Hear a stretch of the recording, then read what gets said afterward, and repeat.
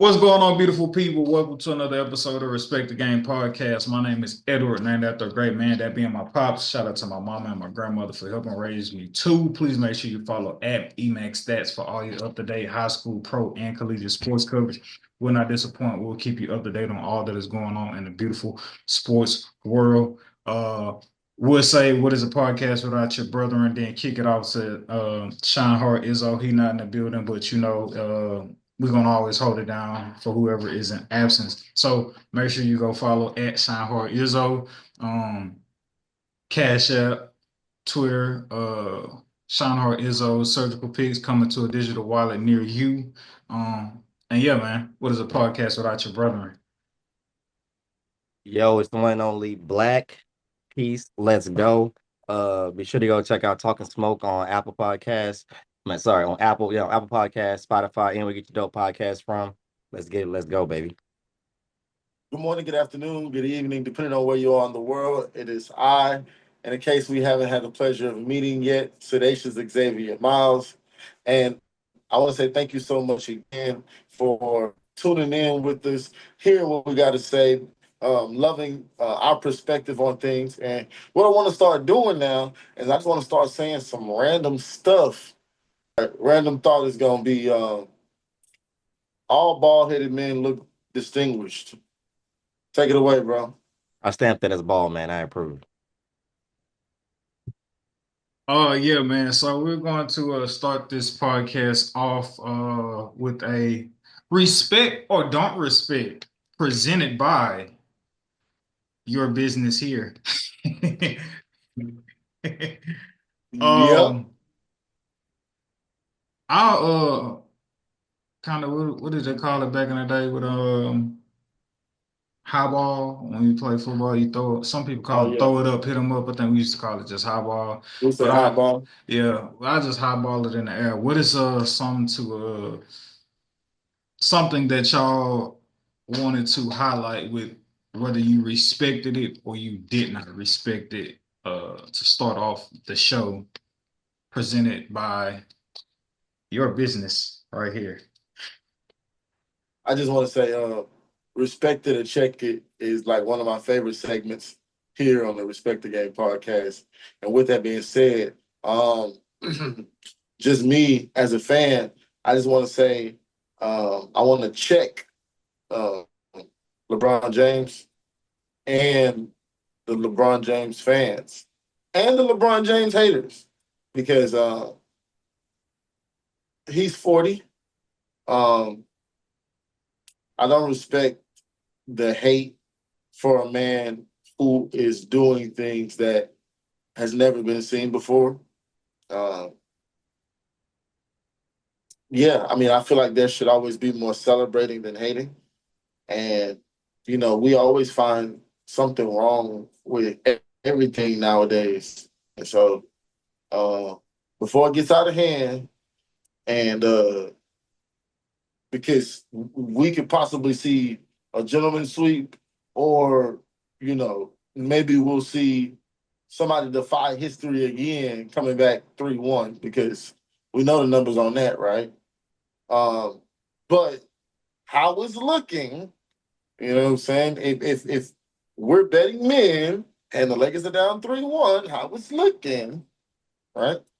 You never know, but if the inevitable, which we feel like does happen, and they get eliminated, um, there's still lots to be celebrated about LeBron James, and I feel like there'll be a rush of hate, and I just wanted to check that right now. And so, yeah, that's all I got. Hey, basketball is basketball. There are a whole lot of different things going on in the world that we really should just be that focused on, and being distracted with basketball. It's like, come on, it's got to stop. Like either homelessness, either we're gonna fight and talk about homelessness, or we're gonna fight and talk about basketball. So I just want to, and yeah, I know I'll be thinking about things from my own unique perspective. So I just want to check that right now, real quick. Um, I'm hot balling it back up. I got mine real quick. Go ahead, Black Peace. Um, Anthony Edwards, man, I respect you, my brother. To me, you are the new Randy Orton. And then if you are a WWE philosopher, you know what he is. He is known as the Legend Killer. He did it last year to Durant. He's doing it right now to LeBron. You know, granted, LeBron is who he is, but at the end of the day, that young man is on a mission. I think that is part of his resume that he wants to go down in history for, is to be able to take down these legends. If you do the math, if I'm not mistaken, is the Warriors and Rockets next up in that little bracket? Because if so, I think we have another quote unquote victim. And it's funny how they kind of playing that around his commercials and everything. But yeah, that's the way he's doing these opponents right now. He's victimizing them. Um, Anthony Edwards, man, respect, bro. You're young. You're staying within the culture. You've had a couple controversial situations, but we're not getting too much into that. But man, you're doing it on that court, man. You're handling the hecklers. You're to a certain extent, you got fined for what you did, but that's neither here nor there. But like I said, man, you're doing a damn good job of becoming the new face of the NBA. There's a couple things you can sharpen up on, but as far as these playoffs go for the last 2 years, respect, brother. No, man, Anthony Edwards been 1010% balling out of control. Man, let's just take a moment to like that Randy Orton bar, that Randy Orton dang, what's the word? Analogy. Analogy. Oh my Yeah. God. If you can name the list that Randy did, bro, he's doing it now again. He's about to Bruh. try to take down the most title holding heavyweight champion of the world. He's about to that's legendary. So no He no got candidates. going back to your point, like he didn't got Jokic. He's on the verge of getting Bron. He's already gotten KD. Like who's gonna fill their fourth pillar for the Mount Rushmore for Anthony Edwards for his like legend killer shrine, if you will. Steph Curry looked like he's up for up on deck, man. Shout out to the Rockets to keep fighting and to hopefully they didn't get eliminated. But the way it's looking, Steph may be up next, and he's fearless. Anthony Edwards, he's totally freaking fearless, man. Um, I will say, just like Randy Orton, the legends he has played have kind of were towards the end of their careers, but who cares? I'm gonna take that. I'm gonna take the keys from you, dog. I'm not gonna let you hand it over to me. I'm snatching them out your hand, brother.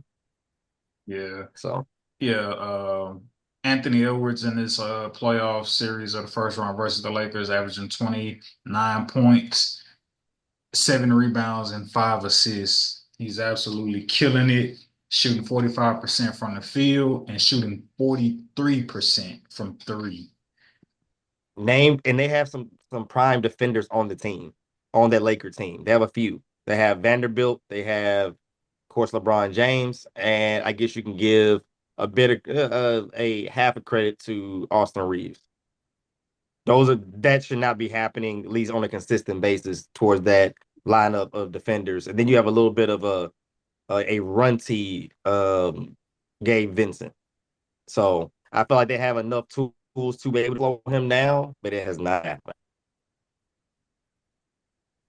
Yeah, man. Well, I'll give the stat now. I had a handful of stats that I had for our intriguing stats segment, but I'll give this one out now. Um, so as we're talking about the Los Angeles Lakers, we're talking about them being 3-1. I know coming into this series, I gave Anthony Edwards, I felt he was worthy of a gentleman's sweep, but obviously I said that in the sense of him being beat 4-1, but he's now twisted those words around to be like, I got you a gentleman's sweep, all right. Um, and so interesting stat with the Lakers. The last game yesterday, game 4. JJ Redick played the starters the entire second half, and it made me think. I was just like, well, that's certainly not a recipe for a championship team. And I must admit, the Luka trade caught me slipping, and I got wrapped up in the allure of the blockbuster trade and just having a superstar on your team, having two superstars on your team, and thinking, surely if Luka was able to get to the finals with the Kyrie Irving, it should be a breeze for him to also get to the NBA finals with the LeBron James. But you I'm very curious. I'm looking this up live because I didn't think about this perspective that just popped up in my head. But as it relates to the Lakers, JJ Redick playing all of the starters, the Lakers bench is ranked second worst for points per game. Their bench is averaging 26 points per game this season. The worst team averaging 21 points per game by their bench is the New York Knicks. But we all know Tom Thibodeau, he plays his starters heavy minutes. They are coming into the playoffs knowing we have our work cut out for us as starters, right? You on the whim, on the fly, JJ Redick being like, yo, starters, let me know if y'all need a break. Get out there, and y'all ain't even playing for that. And y'all supposed to be a championship team, and you haven't cultivated an offense, a system that's empowered or gave your bench confidence enough to be able to play. It's just like, yo, like, what are you doing? And this isn't a problem that just occurred. Like I told you, they're ranked 29th and they're ranked 29th out of the 30 teams in the league with averaging 26 points per game off the bench. So that's this season. If we go back to last season, they are ranked 28. So they got worse from last year. Last year they was at 28 with 28 points per game, and this year they dropped down to 29th worst. A starter could easily catch fire and compensate for what your bench has been producing for you, right? And I want to say almost 3 consecutive years. Let me check 22-23 season.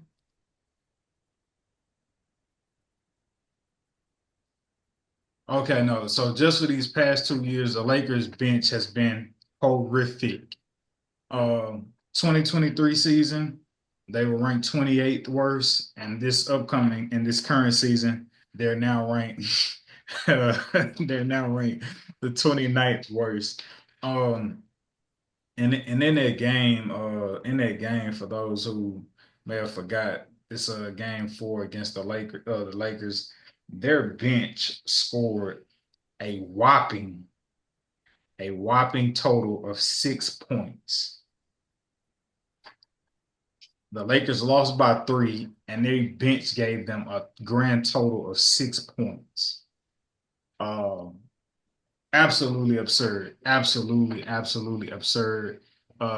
Jackson Hayes, he started, but he only played 4 minutes. The other person that filled in was Dorian Finney-Smith, who got like those real starter minutes. But all in all, you could really say the bench gave them 2 points if you just put Jackson Hayes down there, who only got 4 minutes.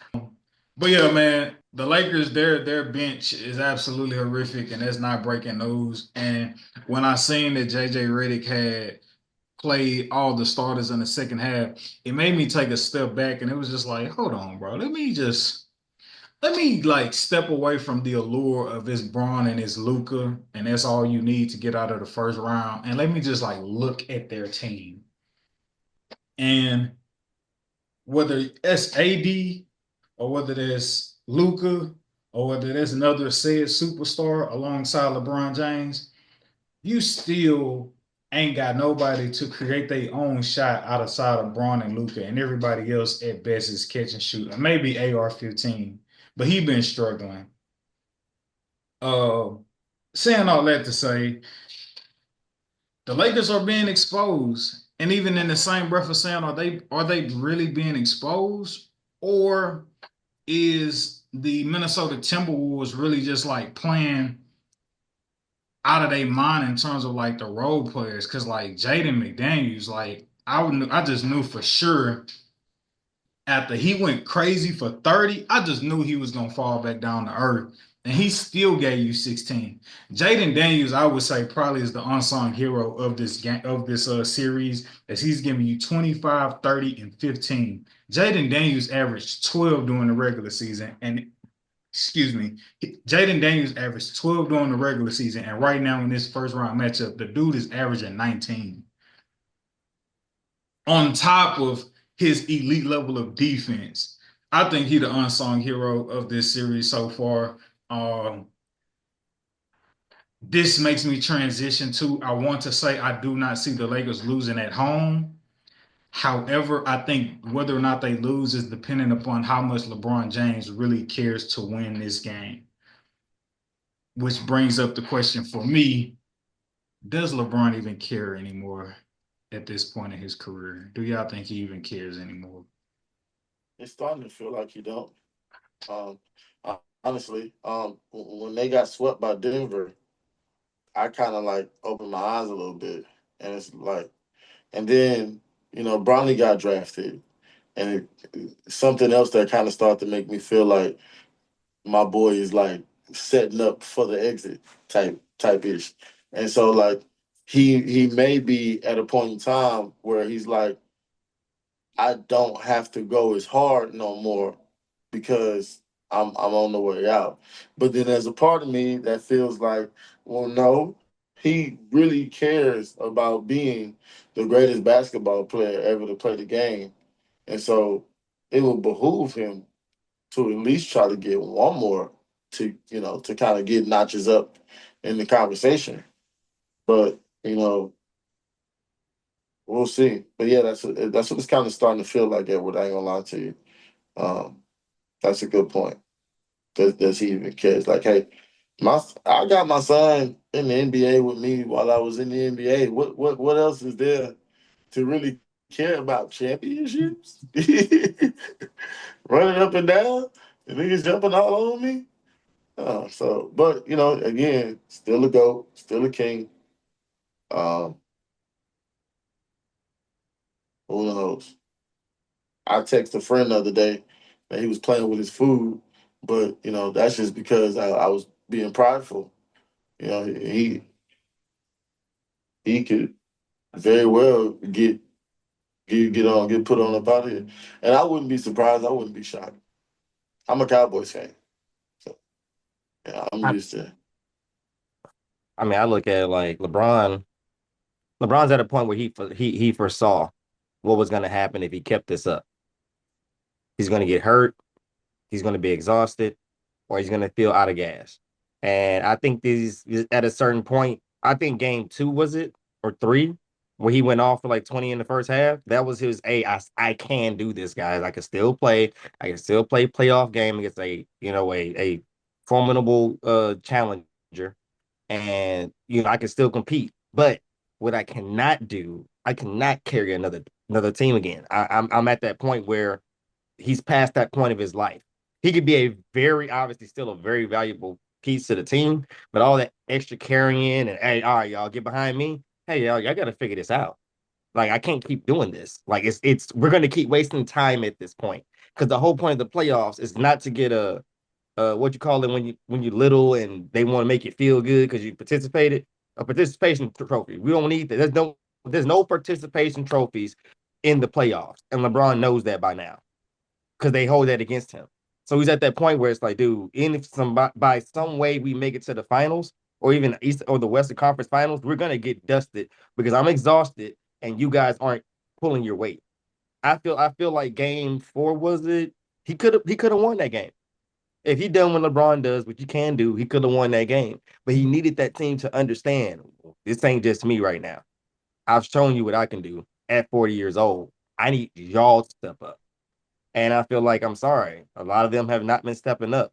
Maybe some matchup issues, but hey, this is what the playoffs are about. It's about stepping up. It's about making those matchups, irrelevant. So I think LeBron's at this point where it's like, hey man, I proved my point. I need my teammates to play. Period. I'm over. He's over it. He's over finals appearances. He wants championships. Still, in my opinion.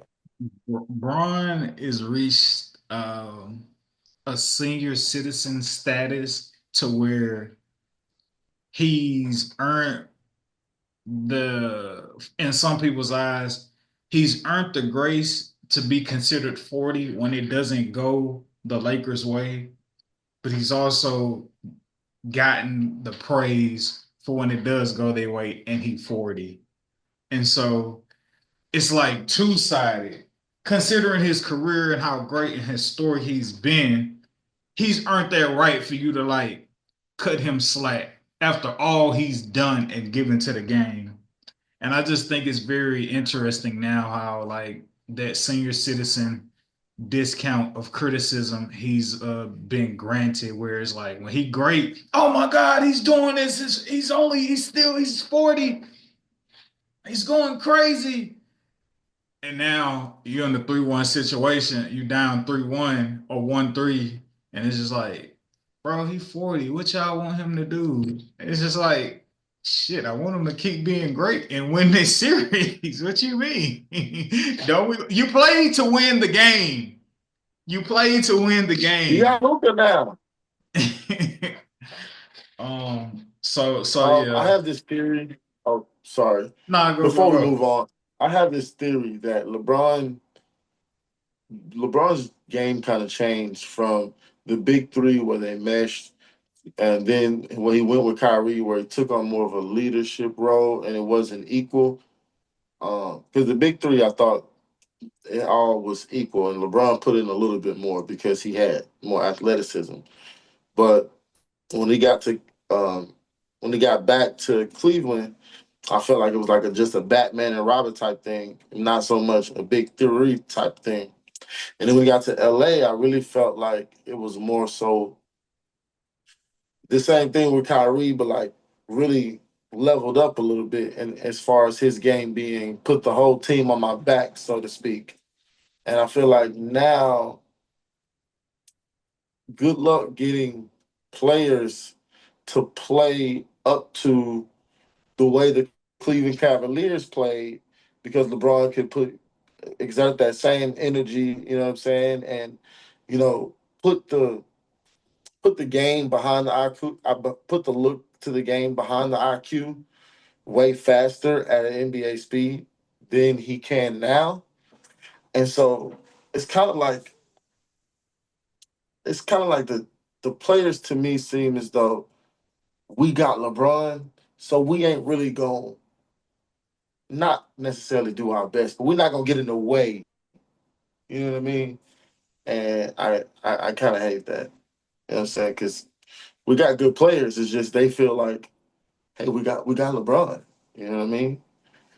But that's just a theory, though. It's just a theory. It's a double-edged sword for sure. Yeah. Moving on to the Houston Rockets.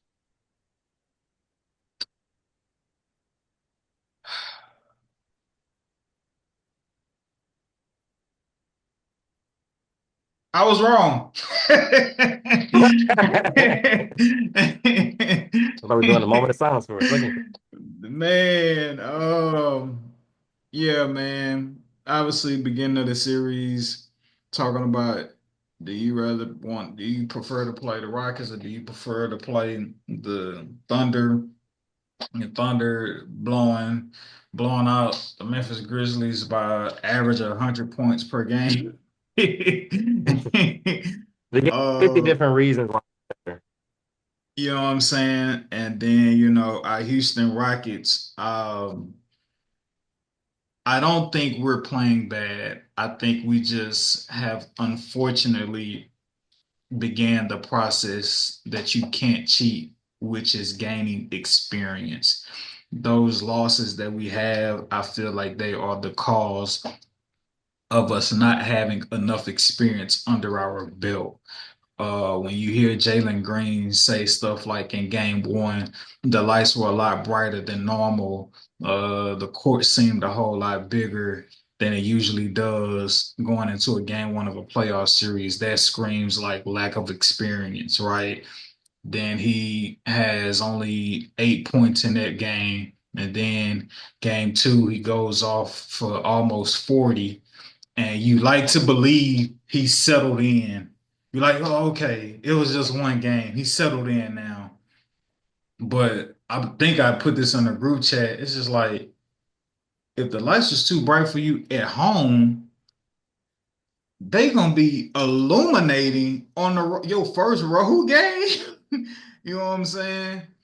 Um, and sure enough, you know what I'm saying, Jaylen Brown, he definitely underperformed. His performance was underwhelming as dude was bench, bro. He was bench game for um yeah, like Jalen Green has not performed well enough. And you think about the game that we lost with game four, losing by a point. We win that game if Jalen Green is just average. He's not even playing average. He's playing beneath Lackluster. average. Not even lackluster. He playing horrible. And I ain't even saying that to be like rude, mean, or whatever. Like he is playing horrible. Not even lackluster. Bro, he's averaging 15. I thought lackluster was the bottom of the barrel, but Right? Nah, No, no, no, lackluster look no. like you almost got it, but you struggling to figure it out. He don't even look like he got it. he act like he lackluster. That's the funny part. He's impersonating the person that's lackluster. And Jalen like for real, Green. like if you watch him, he's acting as if it's a regular game. It's like you just said, like it's bad. Thank you, man. Just Yeah, man. Game one, Jalen Green, 7 points. Game two, Jalen Green, 38 points. Game three on the road, expecting him to, not play as well, 9 points. Game four, yo, you gonna bounce back from game three because you're gonna be acclimated to that road crowd in game four. You about to come out here, 8 points. And here's the not even double thing. digits. Here's the thing. I'm okay with you going Okafor. I'm okay with you going 1 for 15, 2 for 17, 3 for 8. I'm okay with you doing it because to me that tells me you trying. You leaving the arena with your gun empty. You not leaving no bullets in the chamber. But for somebody can be a jack artist and somebody who ain't never met a shot they didn't like, you not even being aggressive enough for us to even have a chance. And in game four, you got benched, bro. There's no way around that. You got benched in game Oh, four because of your poor play. And this is where oh, the double team. I struggle.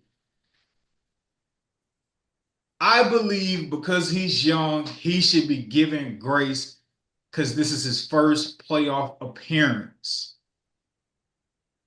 I believe it's I right to agree. give him grace. I feel like I he agree. shouldn't be met with media vitriol until next season in the playoffs and we see if he's learned from these shortcomings now. Stay in But school, kids.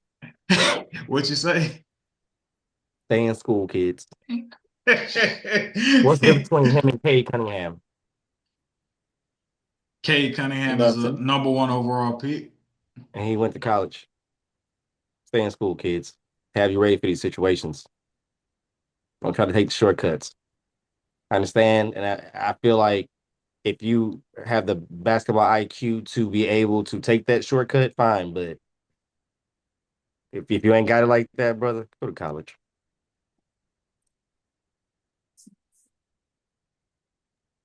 Yeah, man. Sangoon playing great. I think at first I thought it was like a two-headed sword, but going into next, considering they both got rookie extensions, right? But this is clearly Sangoon's team. It's not even up for question anymore in my eyes. This is Sangoon's team until further notice. I like that. Yeah, I mean that's Further the notice. the Turkish tournament. Um, I always kind of thought that I've always felt like Jalen Green was inconsistent, and uh, the Turkish Terminator. Yeah, he like Baby Jokic type deal. And the other night when they was playing, my boy was struggling like first quarter, and like from the second quarter on, just like killing.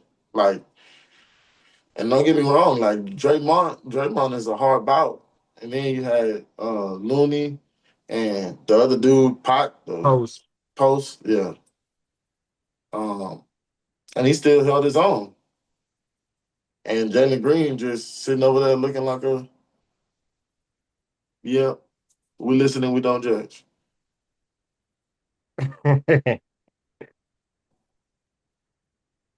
Uh, I will say this is gonna make a beast out of Alperen Sengun for next year. Um, hate to speak so negative, but yeah.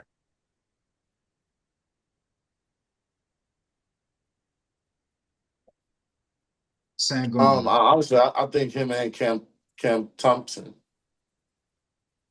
I think both of them. That's it's gonna be.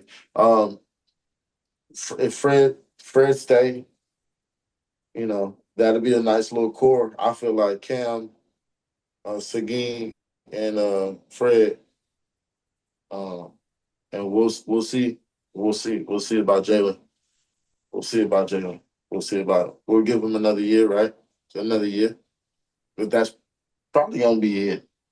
Probably another year. That'll probably be it.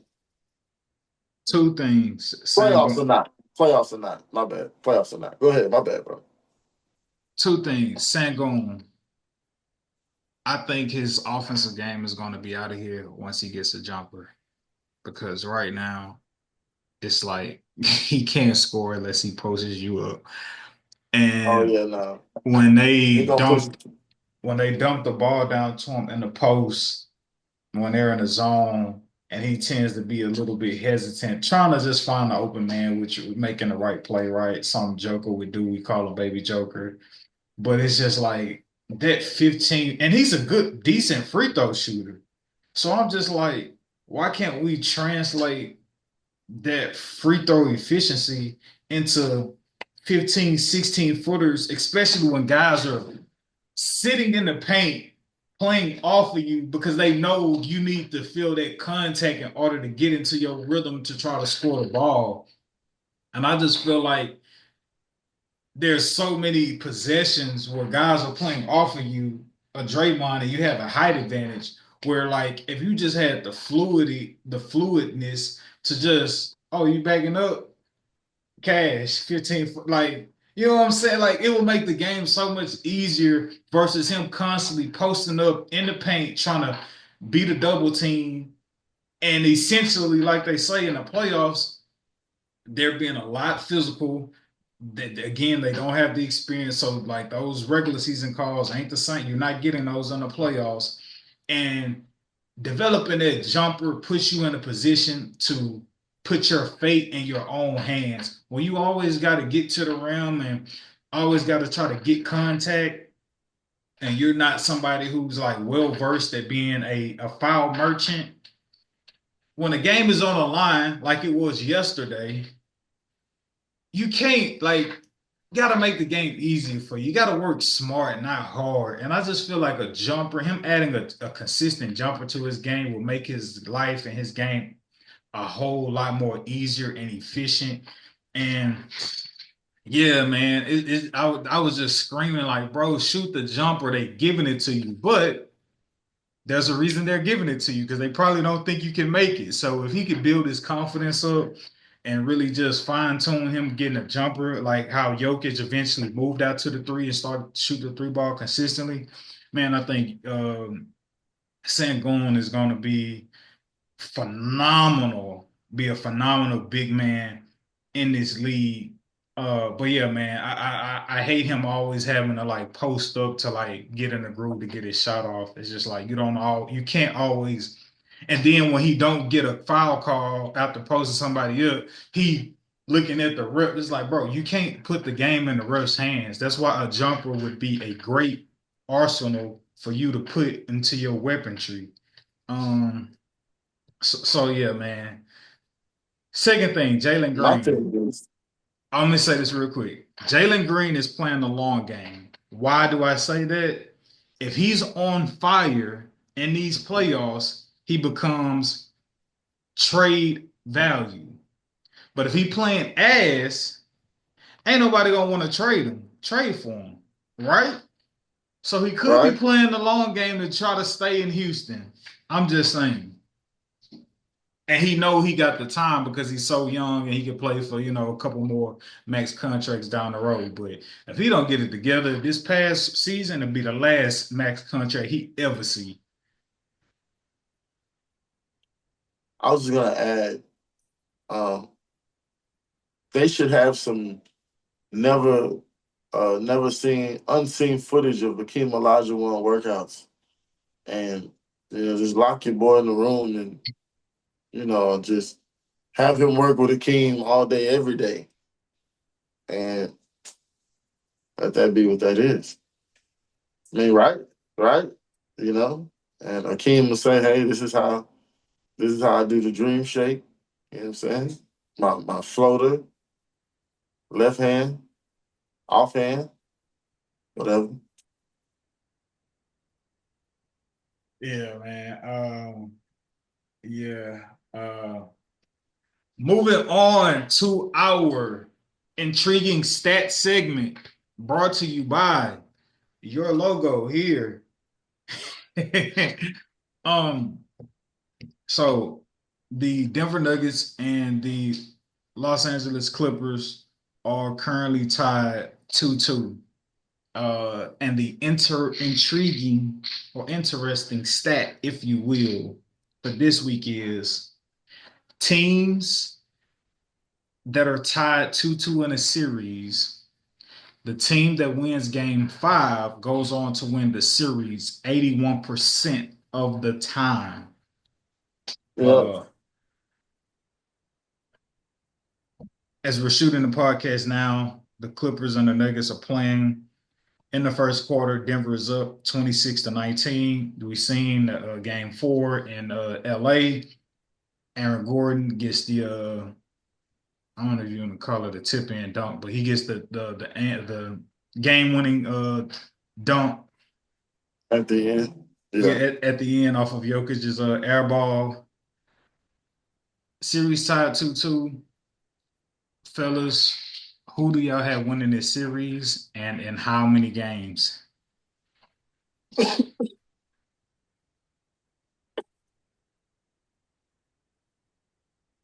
Oh yeah, black piece. You go. Um, Nuggets, championship DNA.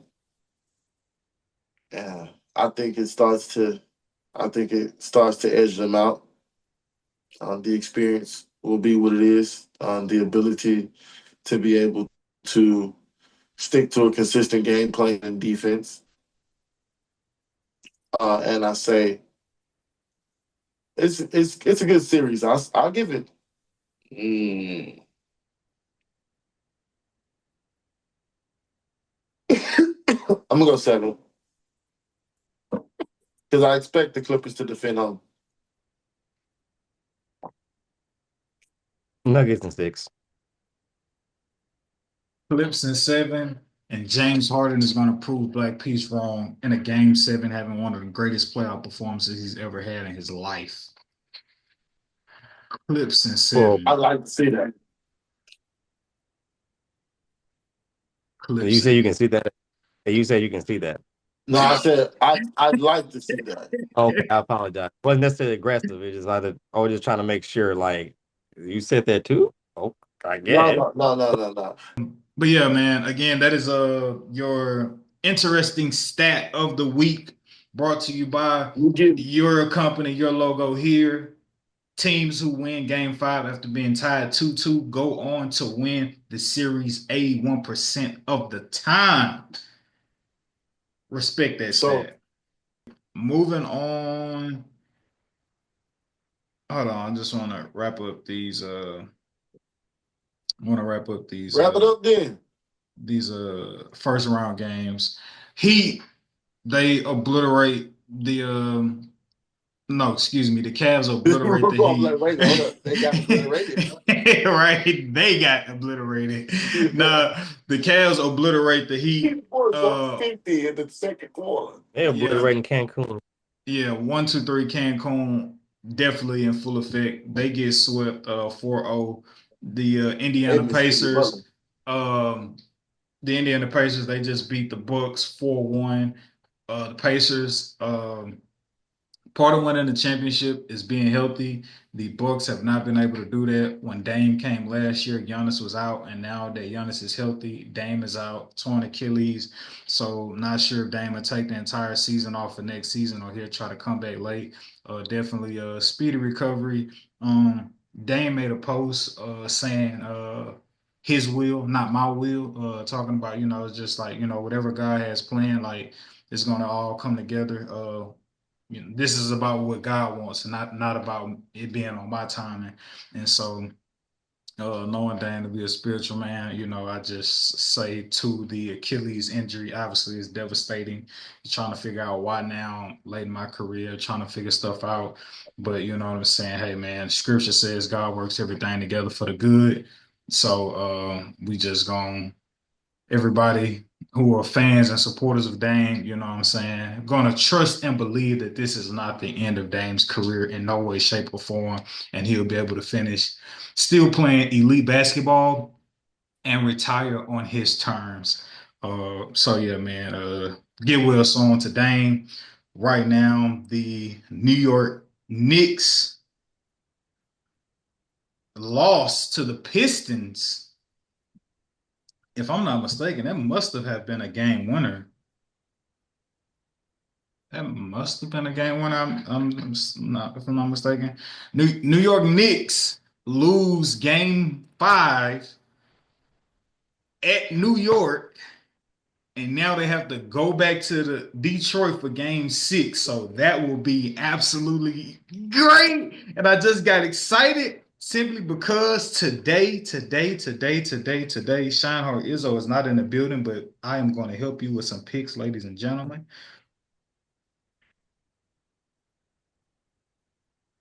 Tim Hardaway Jr., the books, I don't know how they know this. Tim Hardaway Jr. is averaging like 14 field goal attempts a game, and it was set at 10 and a half. I was just like, oh, there's got to be a steal. Like the books is caught slipping. Tim Hardaway Jr. literally only took, he literally only took 11 shots, but he got fouled on one of them. So you got to take away a field goal attempt, and he finishes with 10. So be careful of them books. That's not what I want to talk about. What I did want to talk about, though, is Jaylen Brown went under today with 16 points, shooting 4 for 16. Should have known something was up because his field goal attempts was at 20, and I was just like, a closeout game, Jaylen Brown got to go over with these field goal attempts. Didn't end up betting on it or whatever. But rest assured, game 6 and game 7, take Jalen Brunson field goal attempts over. Thank me later.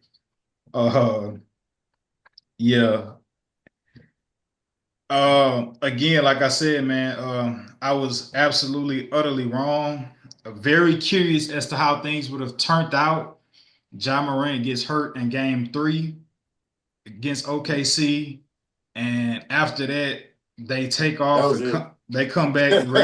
They erase a 30 plus. They erase a 30 plus lead in game 3, and I think Memphis was defeated from that standpoint on. They go on to lose game 4, so they also get swept. The OKC will play the winner out of Denver versus the Denver and the Clippers. And if that series goes 7, OKC gonna be well rested, my G. So that series is gonna be good. Um, and of course, our Rockets, we're down 3-1. We put a great fight again, bro. We just can't skip the process of gaining experience. And I think that's where Golden State is beating us right now. We got Steph to have a relatively bad or quiet game. Not bad, we'll say relatively quiet game last game. But Jimmy Butler came back, 27 points. And Jalen Green again was absent of the game. So we lost that game as the Rockets are down 3-1. Brzezinski, but that's his name? Yeah, Brandon Pozinski. Bruh, where did he come from? Bro, and I'm not gonna lie, can you stop shooting? I was thinking this Dacious that you bring him up. I was just like, bro, y'all gonna kill me for this, but getting rid of Clay don't look like that bad of an idea no more, bro. Yeah, because you're getting younger talent in there. Yeah, bro. Yeah, man. Like what Brandon been They doing. spelling Steph Curry. Yeah, like they're selling out on stopping Steph as best as they can, of course. But in this series, Brandon Podziemski, he's averaging 12 points in the series. But when your role players could out of the blue give you a 26-point game, you gotta love it. And What did Buddy Hield have? Buddy Hield, who started that game, Buddy Hield had 15. Buddy Hield had 15, bro. Buddy Hield had 15 whopping points, bro. Steph Curry had 17. Jimmy Butler 27. Stephen Curry 17. Buddy Hield 15. Brandon Podziemski 26. Draymond Green 6. And Quentin Post 13. Draymond Green hit 2 back-to-back threes and didn't score for the rest of the game. And Nathaniel. He hit Nathaniel after that. But yeah, man. So we're going to transition over, and as we're also talking, by the time you hear this, the Celtics would have probably already washed the Orlando Magic. Orlando Magic really been playing tough. They just don't have enough to compete with the Celtics, and they were a play-in team. So I think that play-in fatigue is a real thing when you're coming into the playoffs. But yeah, nah, salute to Banchero, salute to Franz. They've been balling. Just gotta hopefully they find the right pieces. And who knows if they don't get hurt, I think they still had a great season considering their injuries to be in a position that they have been in and still make the playoffs. If they don't get hurt, maybe they are a higher seed. The chemistry is better. Maybe they get a different matchup and they can sneak out of the first round. But yeah, like I say, as it stands right now, they're down 96-72 in the fourth quarter. Likely not going to come back from that.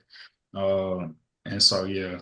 But we're going to finish this pod off with some conversation about the NFL draft.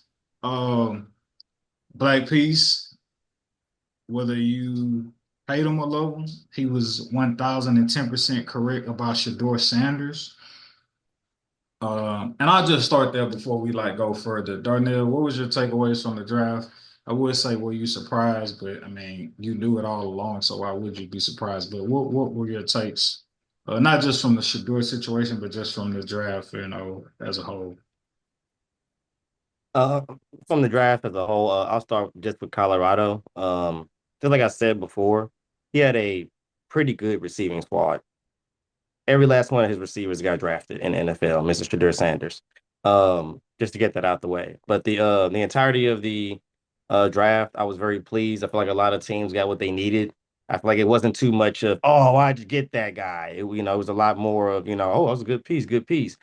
Big shout out to who I feel like are the winners of the draft, the Patriots.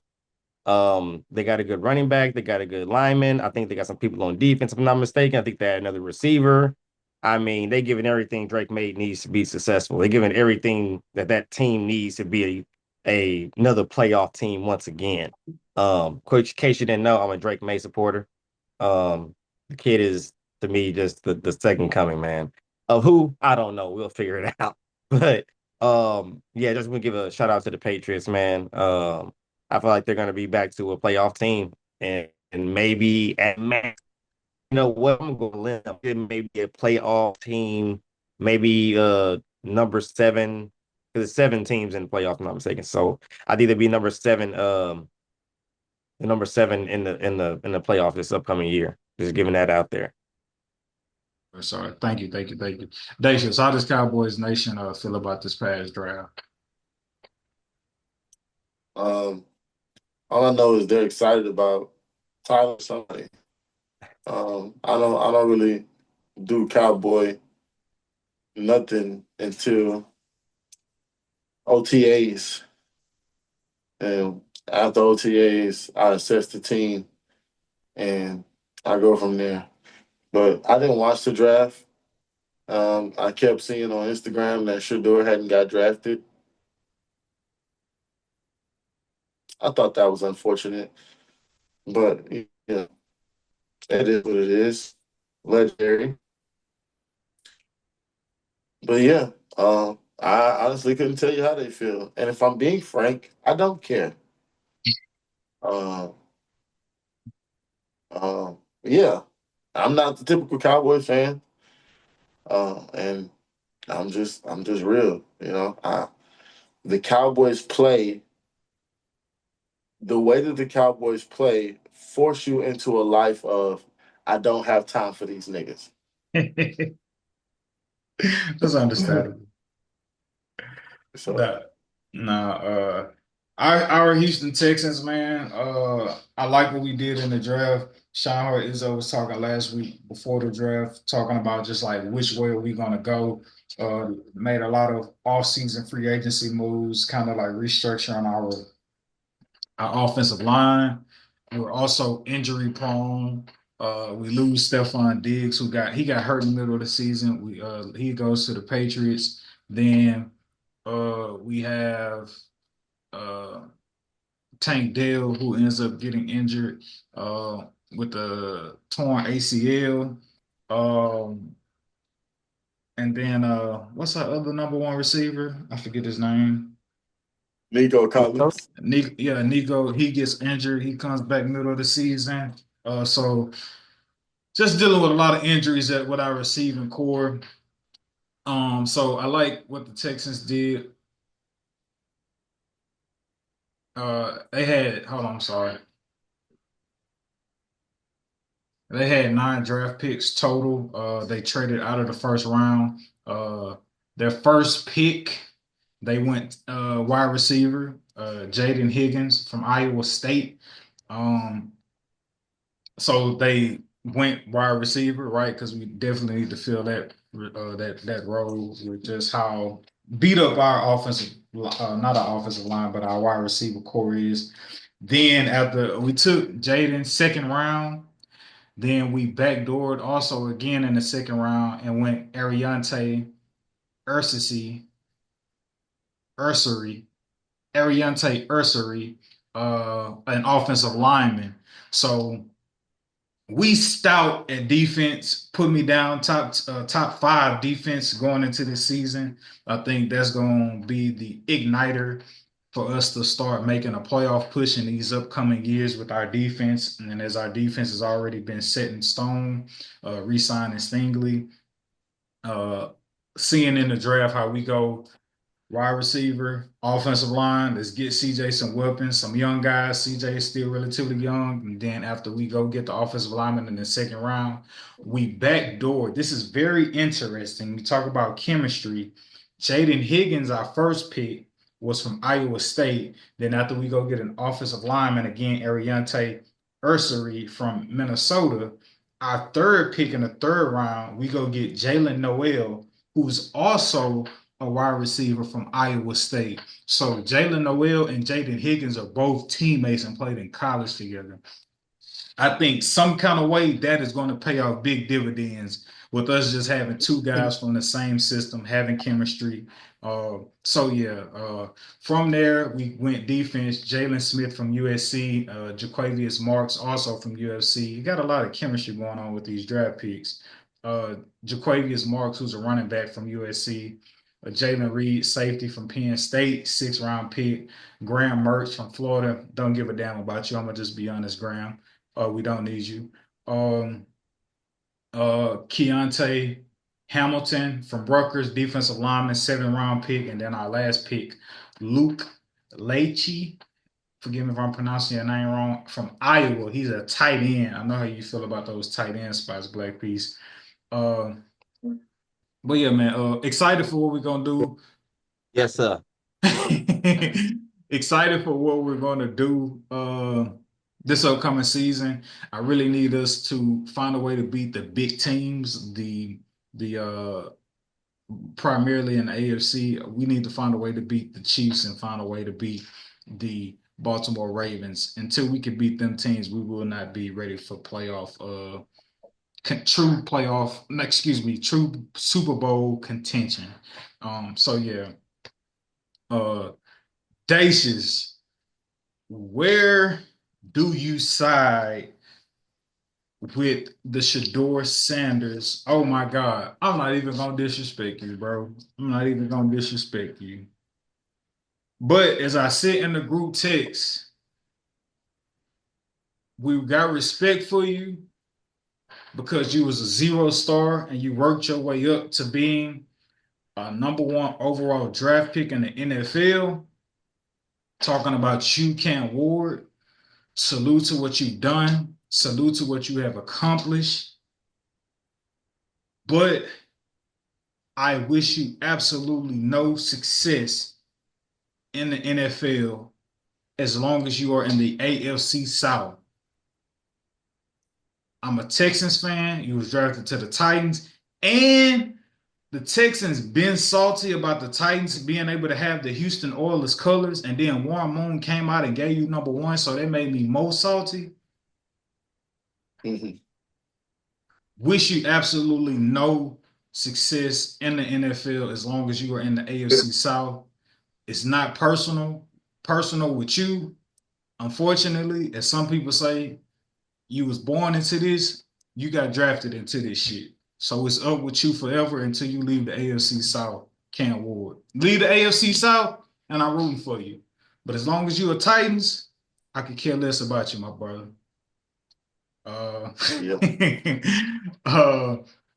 But nah, man. But nah, big triple salute to you, Cam Ward, 1010%, man, from coming up a rose that grew through the concrete pretty much, and what you've been able to accomplish and the position you've been able to put yourself in. So yeah, man, salute to you, Cam Ward. And you know what I'm saying, you rep for my wife's alma mater, Miami, the U. And so yeah, man. What'd you say about Cam Ward? He's back, I ladies. heard you. I heard you though. I said that just because I came back, but I heard you though. But nah, as a loyal Texans fan, I have no other choice but to respect that. But I'll say this. Every game except for divisional games against the Texans, I'll be rooting for that young man. And also if we meet you or excluding the playoffs as well. Other than those scenarios, I wish I am cheering for Cam Ward. I like that quarterback. Pause. And I feel like he is Can't like quarterbacks no more. he- The gay line too thin. I mean, You said you can't say lit on your nothing. shirt. What Hey, I is know say the it? audience, man. It's for nothing. the audience. It's for the audience. I Hey, don't hey, Dacius, what D-Ray say? Lit on your shirt. The gay line too thin. This but no, disrespect to the young man. I like the way he carries himself. I like the way he I like him as a quarterback as well. Um And yeah, man. So just salute to him positively. Nah, for sure, man. For sure, man. Just the fandom. I have to rival you and hate on you, but again, man, triple salute to what you've accomplished and being the number one overall pick from where you came Yeah, from. we excited to see. We excited to see. We excited to see. Should be fun this year. Should be real fun. Nah, real talk. I am going to play. Oh, hold on. All right, yeah. This is where I was gonna go. I didn't want to disrespect Cam Ward because I know a lot of media outlets could care less about him and it's all about Shador. But I was about to ask you some dations about Shador, but I was like, whoa, we didn't give Cam Ward his proper respect. But now that we pay respects to Cam Ward, Sedacious, how have you felt about where just where do you stand amongst this whole Shador thing, and how do you feel about him dropping down to the fifth draft pick? Excuse me, to the fifth round. Uh, I feel both ways. I feel as though he worked his behind off, um, even with all the pressure, even with all of the exposure, um, the haters, people online, media, and still being able to navigate that and play good football. And kind of hoist himself to be to be who he is, Shador Sanders, right?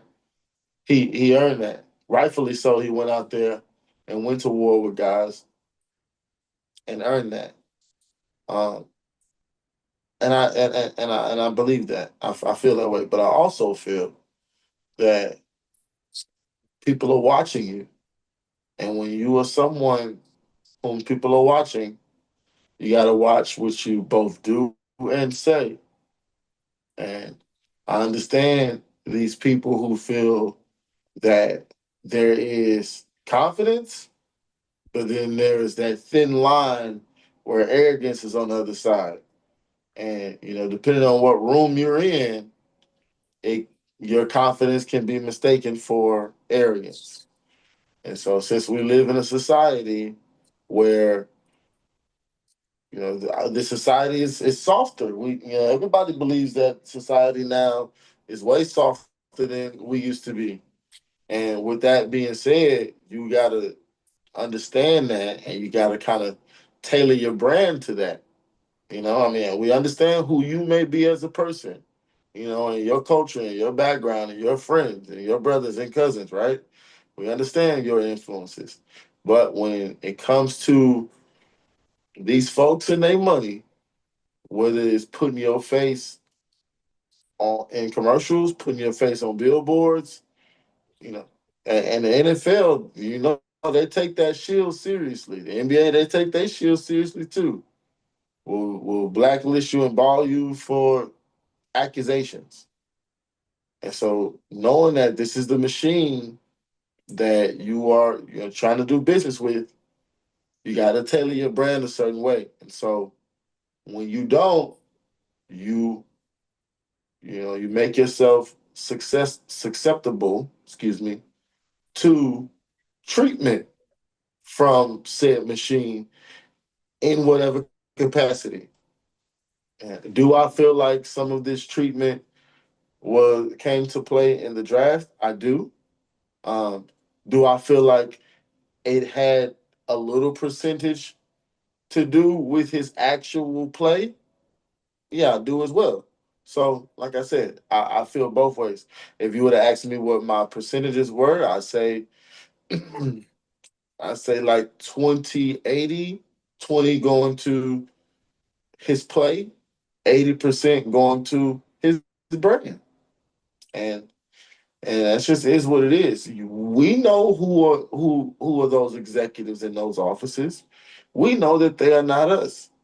So when you're trying to go and walk into their institution and be about whatever they doing in their institution, it's a dance that you got to dance, man. Come on, we know that.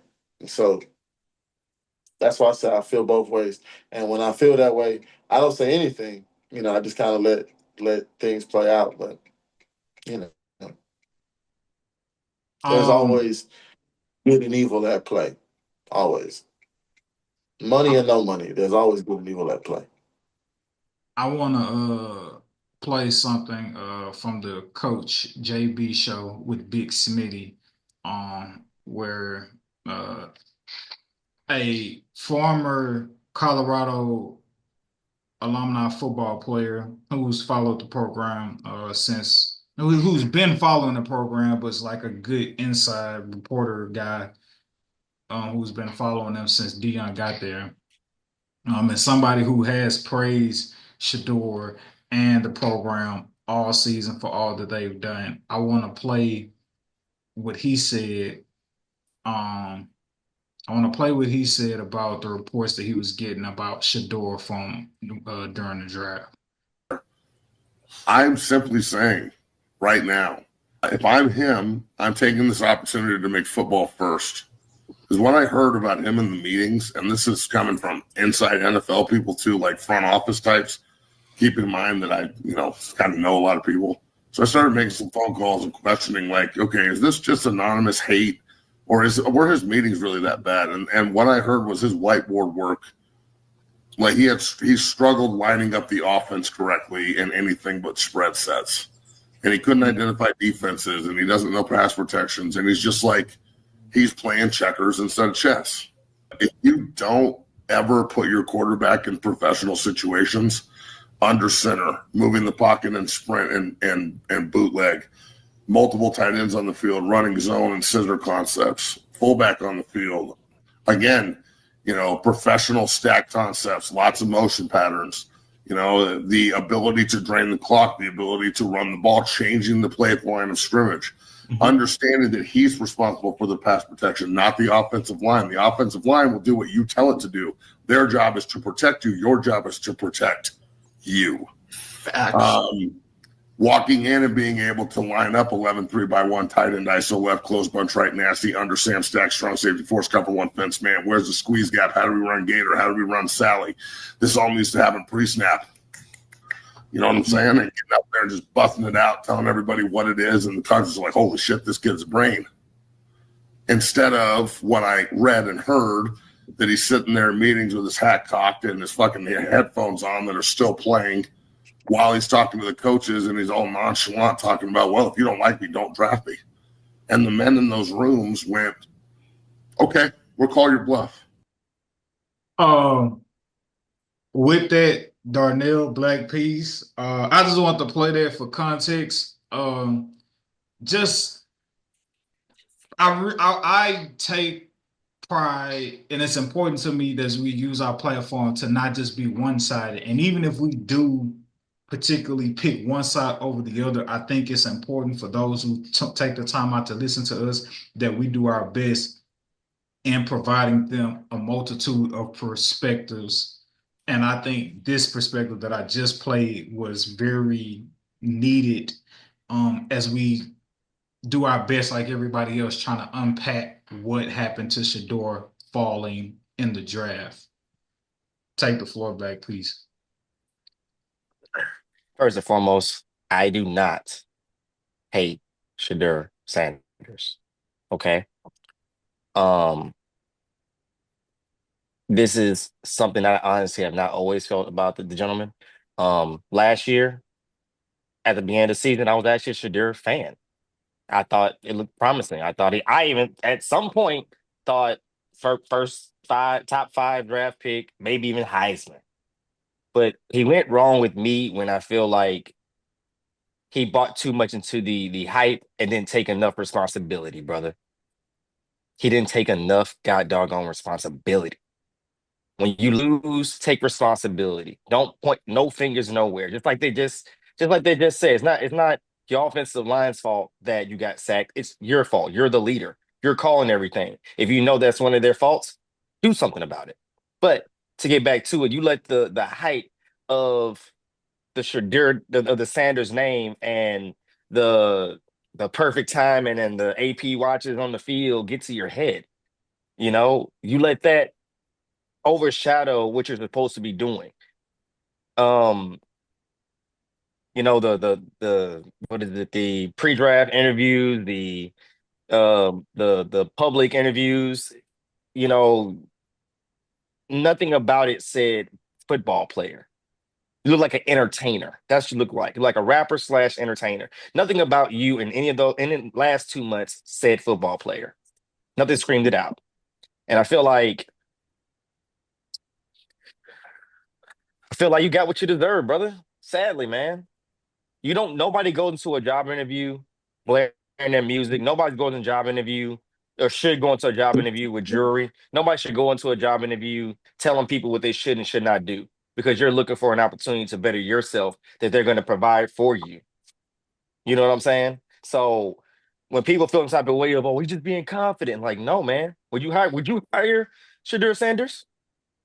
Would you hire Shadur Sanders with his music playing in his headphones? Would you hire Shadur Sanders if you're saying, if you don't like me, just don't freaking hire me? Are you going to hire him as a businessman? Are you really going to do that? Think about your business. No matter where you work at, are you going to hire Shadur Sanders? I don't care how much talent he brings to the table, but that attitude is everything because that will determine what kind of man you are and what kind of leader you are. Enough said, brother. Nobody's an exception.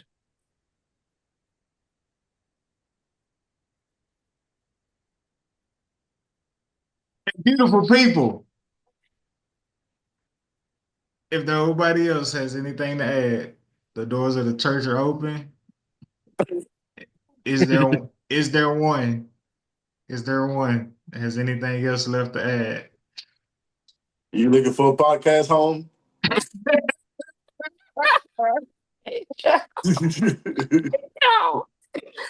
Oh Lord, let's get it. Yo, we closing it out like that. Now, let's go, Nations. Let's go, man.